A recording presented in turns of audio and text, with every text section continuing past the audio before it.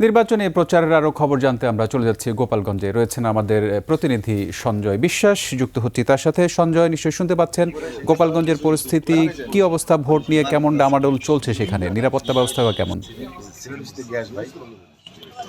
ধন্যবাদ রক্তিম আপনাকে। গোপালগঞ্জে নির্বাচনী প্রচারণা ইতিমধ্যেই জমে উঠেছে। বিশেষ করে গণসংযোগের যে কার্যক্রমটি, এটা কিন্তু এখনই আনুষ্ঠানিকভাবে শুরু না হলেও প্রার্থীরা কিন্তু ভোটারদের দ্বারে দ্বারে নানা অজুহাতে যাচ্ছেন। তাদের দ্বারে পৌঁছে তারা কিন্তু তাদের যে ভোট দেওয়ার যে বার্তাটি সেটি কিন্তু তারা পৌঁছে দিচ্ছেন। এই আপনাদের বলে রাখতে চাই আপনাকে যে গোপালগঞ্জে 3টি সংসদীয় আসন রয়েছে। এর মধ্যে গোপালগঞ্জে এক হচ্ছে মুকসুর এবং কাশিয়ানীর এক অংশ নিয়ে গোপালগঞ্জ এক আসনে, সেখানে 12 জন বৈধ প্রার্থী রয়েছে। এই 12 জন বৈধ প্রার্থীর অনেকেই কিন্তু তারা ভোটারদের কাছে যাচ্ছেন, নিয়মিত গণসংযোগ করছেন। এবং এর পাশাপাশি আমরা দেখেছি গোপালগঞ্জে সদর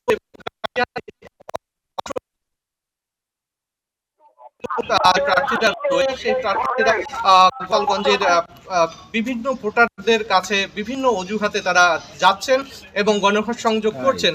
আর ইতিমধ্যেই আমরা দেখেছি যে এই যে প্রার্থী যারা রয়েছে, এই প্রার্থীদের যে গণসংযোগ কার্যক্রম, এই কার্যক্রমের অংশ হিসেবে চায়ের কাপে কিন্তু এখন একটা উত্তাপ ছড়িয়ে পড়েছে। চায়ের দোকানে এই নির্বাচন নিয়ে কিন্তু ব্যাপক আলোচনা হচ্ছে, সেটা আমরা দেখেছি। গোপালগঞ্জ 3 আসনেও, যেটি গোপালগঞ্জের টুঙ্গিপাড়া এবং কোটালীপাড়া উপজেলা সমন্বয়ে গঠিত, সেখানেও এরকমভাবেই এই নির্বাচনী যে গণসংযোগ সেটি প্রার্থীরা করছেন।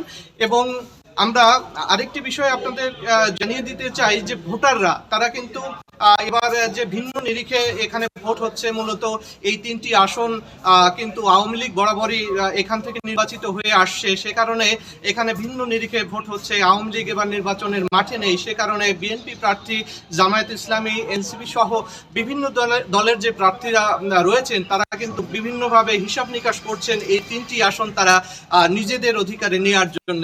আর ভোটারদের সঙ্গে আমি কথা বলেছি, ভোটাররা আমাদেরকে জানিয়েছে এবার তারা কিন্তু ভিন্ন একটা নিরিখে তারা ভোট দিবেন। বিশেষ করে যুব সমাজের যারা রয়েছে তারা বলছে, যারা তরুণ এবং যুবকদের নিয়ে কাজ করতে চান এবং আত্মকর্মসংস্থান যে বৃদ্ধি, যেটা কর্মসংস্থান বৃদ্ধির ক্ষেত্রে যারা বিশেষ ভূমিকা রাখবে এবং জোর দিবে, যারা এই প্রতিশ্রুতি দিবে, সেই ভোটারদেরকেই তারা ভোট দিতে চান। আবার অনেককে বলছেন, অনেক ভোটার, যে যাদেরকে তারা সবসময় কাছে পাবেন এমন প্রার্থীকে তারা ভোট দিতে চান।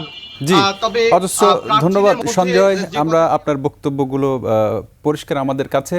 সেখানে নির্বাচনের ডামাডোল শুরু হয়ে গেছে অনেক জোরে সোরেই। সঞ্জয় বিশ্বাস, গোপালগঞ্জ প্রতিনিধি, যুক্ত হয়েছিলেন আমাদের সঙ্গে।